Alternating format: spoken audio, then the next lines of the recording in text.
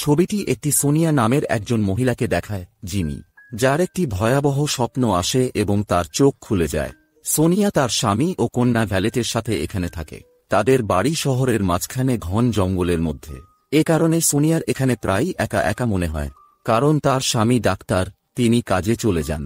Valet স্কুলে চলে যায়, যার ফলে তাকে বাড়িতে একা থাকতে হয় এবং এই একাকিত্ব তাকে ভিতরে ভিতরে খাচ্ছে। এভাবে প্রতিদিনের মতো সে তার কন্যাকে স্কুলে রেখে বাড়ি ফিরে আসে, কেবল একা থাকে, যার ফলে সে বেশ বিরক্ত লাগে। ভ্যালেট ও তার বাবা সন্ধ্যায় বাড়িতে আসে এবং এখানে আমরা দেখতে পাই যে তার স্বামী থাকা সত্ত্বেও সোনিয়া দূরত্ব অনেক কিছু বলছে, কারণ তার স্বামী গবি তাকে সময় দেয় না, ব্যস্ত থাকে। আমরা অনুমান করতে পারি দুইজনের সম্পর্ক ঠিক চলছে না। এখন এসবের কারণে তার মনের ওপর গভীর প্রভাব পড়ছে। এরপর আমরা দেখি যে যেখানে সে স্থানে চলছিল, যখন উইচ অর্থাৎ চুড়েল স্নো হোয়াইটকে জোর করে বিষাক্ত আপেল খাওয়াচ্ছে।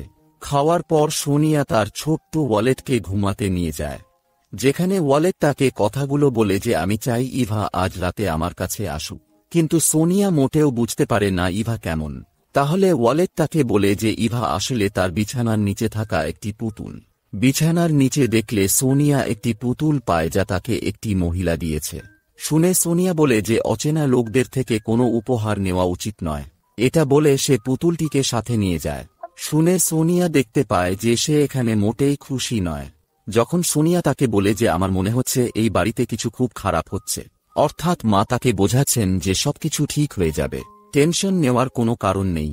সোনিয়া দুঃখিত, তার স্বামী জানতে চায় তাকে কি হয়েছে।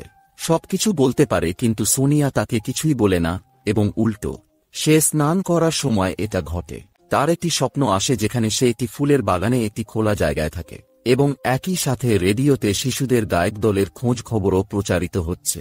এখন পরের দিন সে নিজের মেয়েকে স্কুল থেকে বাড়ি নিয়ে আসছে। তখন তার মেয়ে তাকে জিজ্ঞেস করে, মা, মৃত্যুর পর কি হয়? সোনিয়া দ্রুত জিজ্ঞেস করে, তুমি কেন এমন জিজ্ঞেস করছো? এতে মেয়ে জানায় যে তার ক্লাসে একটি মেয়ে এই কথা বলছিল, যে মানুষ গাছের মতো মরে যায় তাদের মাটির নিচে দাফন করা হয় এবং কেউ জানে না। সোনিয়া শুনে তাকে বোঝায় যে সে এসব কথা নিয়ে চিন্তা না করুক, নতুনদের সাথে কথা না বলুক। কিন্তু পরের দিন সে আবার বাড়িতে একা থাকে। তখনই কেউ দরজায় নক করে। বাইরে বের হলে সে একটি বৃদ্ধা মহিলাকে দেখে, যে ফল নিয়ে এসেছে। গাছ থেকে অতিরিক্ত ফল পড়ে গিয়েছিল এবং সে নিজেকে সোনিয়ার প্রতিবেশী বলে পরিচয় দেয়, কিন্তু সোনিয়া সেই ফল নিতে অস্বীকার করে। মহিলা তাকে গালাগালি করে বললেন, এই ফলগুলো শিশুর জন্য ভালো,